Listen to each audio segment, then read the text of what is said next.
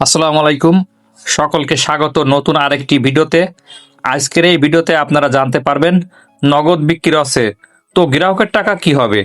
তো চলুন বিস্তারিত জানতে পারবেন আজকের এই ভিডিওতে। তো আপনি যদি আমার চ্যানেলে নতুন হয়ে থাকেন অবশ্যই চ্যানেলটি সাবস্ক্রাইব করবেন। বাংলাদেশের মোবাইল ব্যাংকিং জগতের অন্যতম বড় নাম হলো নগদ। কি সত্যি বিক্রি হয়ে যাচ্ছে? আবুল খায়ের কোম্পানি কি কিনে নিচ্ছে নগদের শেয়ার? আর সবচেয়ে বড় প্রশ্ন, যদি এমনটা হয় তবে আপনার ওয়ালেটে থাকা নগদের টাকার কি হবে? গ্রাহকরা কি কোনো ঝুঁকিতে আছেন? চলুন জেনে নেওয়া যাক। সম্প্রতি বিভিন্ন গণমাধ্যমে নগদের মালিকানা পরিবর্তন বা বিক্রি সম্ভাবনা নিয়ে খবর প্রকাশ হয়েছে।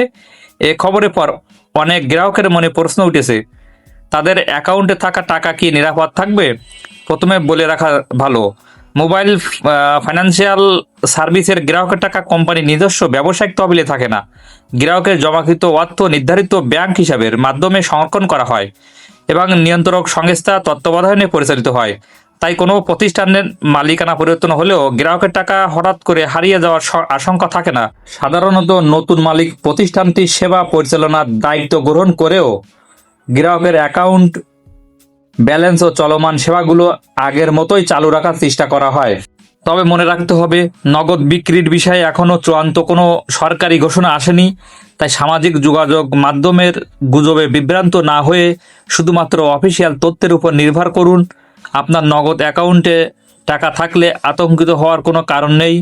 নতুন কোনো সিদ্ধান্ত বা ঘোষণা এলেই অবশ্যই সংশ্লিষ্ট কর্তৃপক্ষ জানিয়ে দেবে। আজকের এই ভিডিওটি এ পর্যন্ত।